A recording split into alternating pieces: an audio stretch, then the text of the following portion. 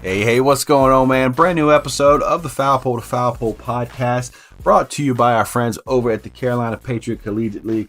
If you haven't had a chance to check them out yet, man, check it out. It's cpatriotcl.com. Brand new summer softball league coming to the Carolinas during the months of June and July. Going to have incoming college freshmen looking to get their feet wet in the college game. You've got kids in the transfer portal looking for a new home. Then you've got other ones that are just looking to stay sharp. There's a lot going on. Go check it out, cpatriotcl.com. You can register, or fans, you can stay up to date with all the information. This episode is brought to you by our friends over at the Nexus Mount. Our turnkey kits provide a secure and hassle-free way to attach multiple devices to any fence, net, or tripod. Crafted from lightweight aluminum with a powder-coated finish, our mounts are built to last. But that's not all. Our innovative design features a removable shade cover to protect your devices from direct sunlight during your outdoor streaming events, which will minimize the risk of overheating. Don't settle for anything less than perfection. Unleash the full potential of your streaming experience with the Nexus Mount. Visit us today at thenexusmount.com and elevate your game.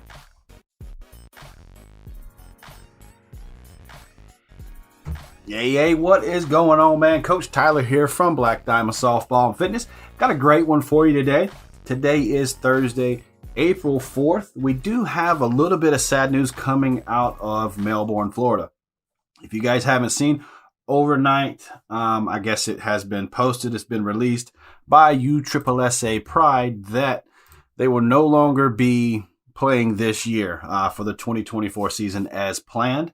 Not a whole lot of detail has come out yet with this, but it does say in a statement released by the Pride, USSSA has experienced many changes this year. At times, the results of these changes have required us to pivot operations. Along these lines, we are saddened to share the news that, despite great effort and substantial conversation, the USSSA Pride will no longer operate in 2024. This decision was incredibly difficult. We wish there was a way that we could move forward with the 2024 season as planned, and we acknowledge that this is a disappointing outcome for all. We are thankful for your support, and we look forward to what the future may hold for the USSSA Pride.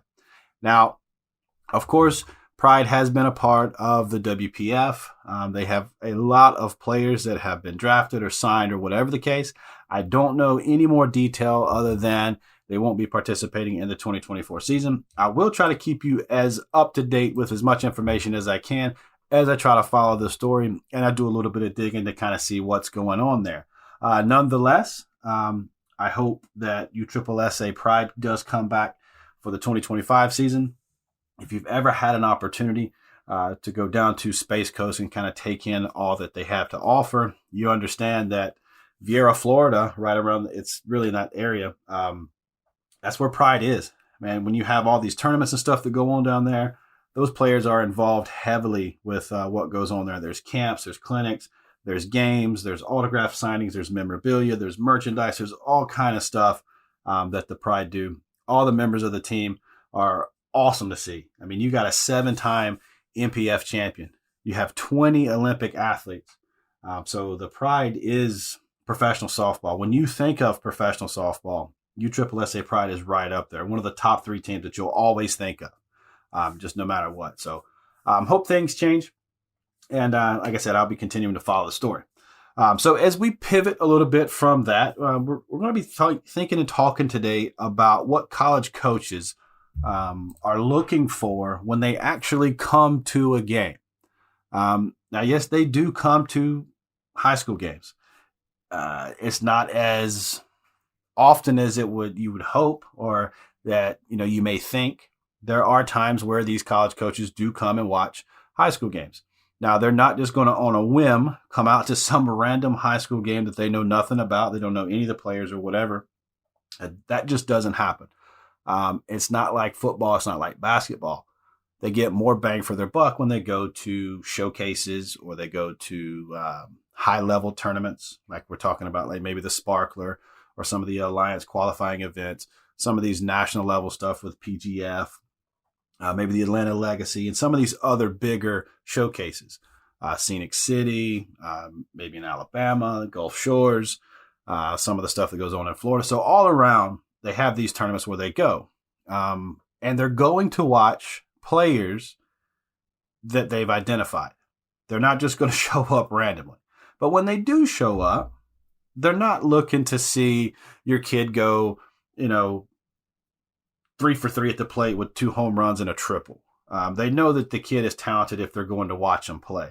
Now, there are times, of course, where they're there to watch somebody else and someone catches their eye and they see that talent, so then they start to look at them.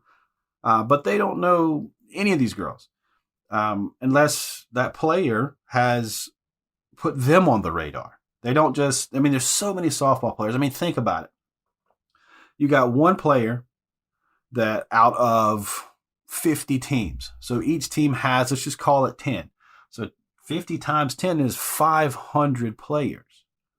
All right. If you're not on their radar to begin with, you're probably not going to catch their eye because they can't watch every player on every field at every game. It just doesn't happen. So they're there because they're there to look for something specific, because they have a lot of players that they're trying to identify after there's been some sort of communication. So where does that communication come from? That communication comes from the player themselves, reaching out to them, going to a camp, having some sort of dialogue. And for the most part, it's via email. Maybe you're tagging them on your Twitter accounts and stuff like that. But man, they get tagged all the time. So that's the same effect as you go into a game and say, oh man, I hope this college coach comes and watches my game. Well, then if they don't know you and they don't know where you're at and where you're playing, how are they going to see you?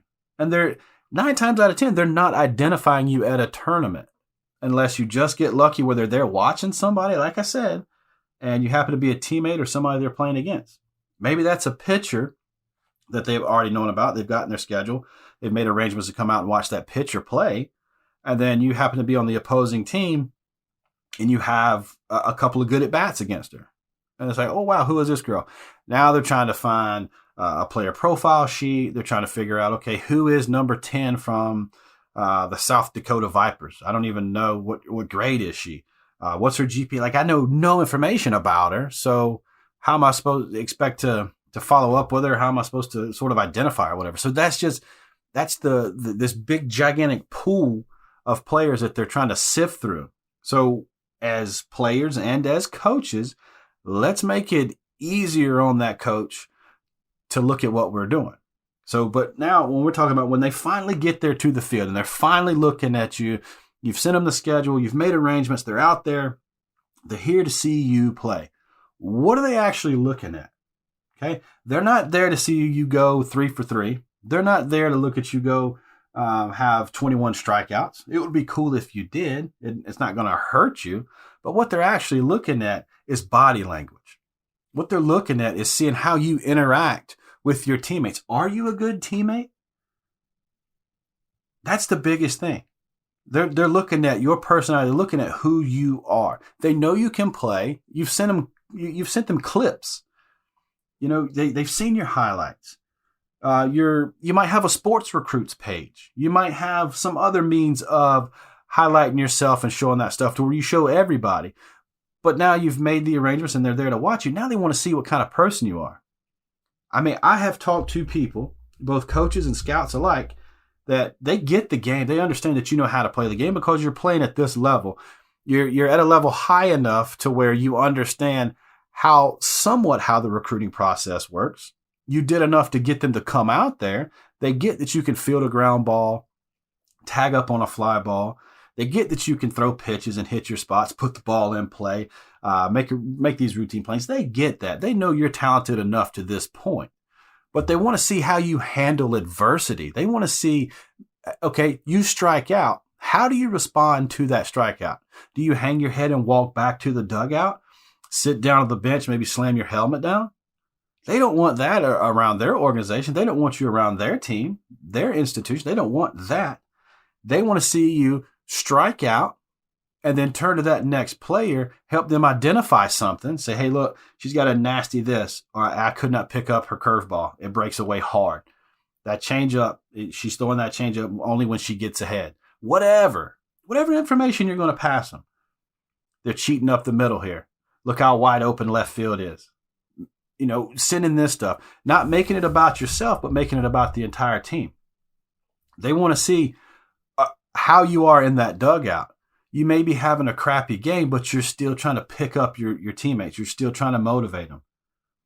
Are you able to communicate on the field well? They're looking at that intangible stuff. That's what they're there to see. Can you handle it when, it's 110 degrees on this turf field? That kind of stuff. That they're there to see you and your team perform and see how well you fit in with that. And believe it or not, parents, they're sitting in the stands and you don't even know they're there. They're not wearing these, big, bold, flashy colors that says on the back of their shirt, college coach at Clemson, college coach at Oklahoma.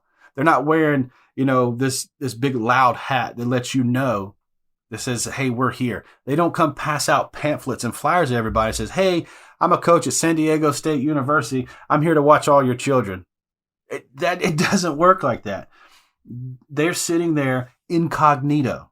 They don't want you to know they're there because they want you to act how you normally would act.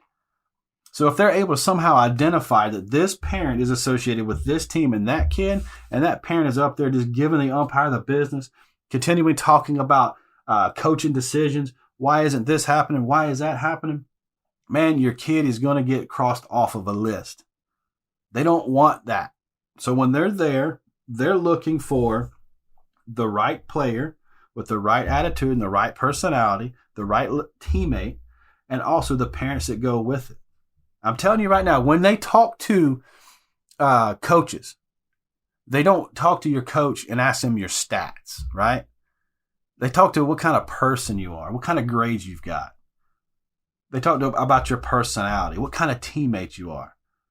And I'm telling you right now, it comes up, what kind of parents does she have? And they're not asking about, how much money, what kind of car, what kind of house. They're not talking about that. Do you have any issues with the parents?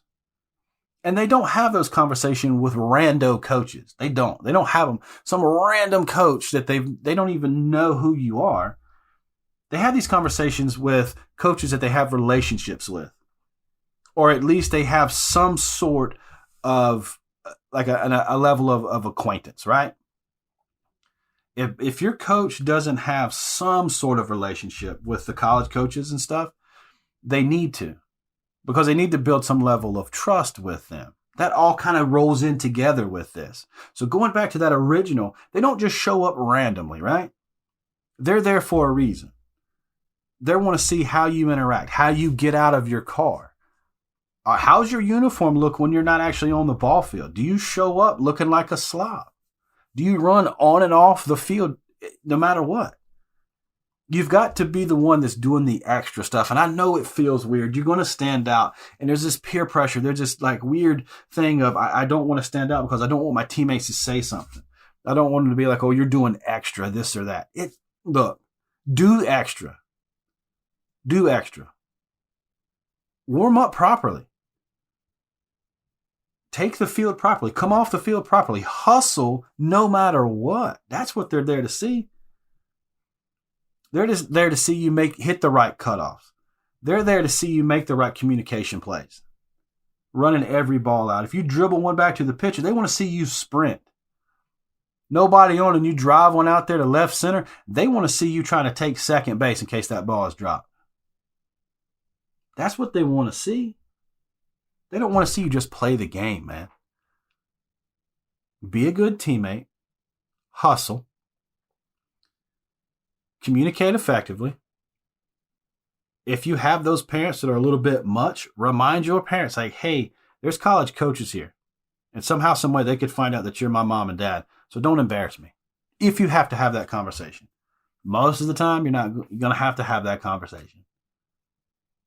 You got to show them that love of the game too, man. How much do you love playing this? How much do you love, getting up, putting your uniform on? That's huge. Because that's what a college coach is going to ask your coach. Dude, how much does that kid love this game? That's a question you hear. You listen to the podcast I did with Coach Scotty Kilgore. Man, he wants those people that are just hungry, right? He wants those people that are just above and beyond, just fun to be around. That great personality. Just having fun doing what we're doing. We may be getting our butt kicked for whatever reason. But are we going to be down in the dumps because we're 0 for 3 so far today? Or are we going to take this at bat and go with it? Right? We just can't get right today. Can't make a throw. We got the yips. Man, this pitcher's dominating us. We can't hit nothing. We can't square a barrel up or nothing. But are we down in the dumps? Are our dugout loud and cheering? Because they're going to look at your dugout in a game. They don't care the score. College coaches don't care the score of a travel ball game. They don't care the stats. They don't care. It doesn't mean anything. But if they can look at you and go, yep, this team must be getting their butt kicked right now because this youngin right here is down in the dumps. Or does she always show that she loves this game no matter what? Win, lose, or draw, I'm in it, man.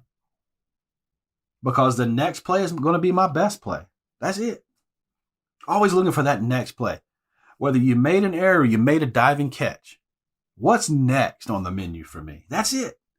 That's that energy they want to see.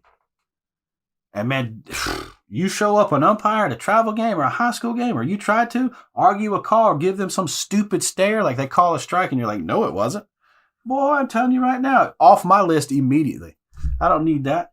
I know you see that right now in the college game, and the coaches have got to get that under control, but don't do that. They don't want to bring that in. Just because you see them doing it at the college level, don't mean that they want you to be doing that. But that's the generation we're in right now. That's a completely different story. But anyway, make sure you guys are checking out cpatriotscl.com, one of my good sponsors here. Mr. Wayne, he is going to be on the podcast again here pretty soon. I'm going to be detailing a little bit more of what's going on. Man, you're going to have some freshmen coming in, trying to make their name. You're going to have some girls in the transfer portal. You're going to have girls that are just, looking to take their game to the next level and stay sharp. Also, check out thenexusmount.com if you're looking for a mount, whether it's your GoPro, your Mevo, your phone, you're trying to stream a game back home, you're trying to put it on Facebook, YouTube, whatever you're doing with Game Changer. Maybe just recording a lesson, doing whatever, trying to get your highlights to do, to send off your clips to your coach and stuff like that. Man, check out thenexusmount.com. And if you guys could do me a favor, if you know someone that's into softball or they're into podcasts or they're into softball podcasts, send this over to them. And if you send it to a friend, you share it with a friend, be sure you tell them you love them.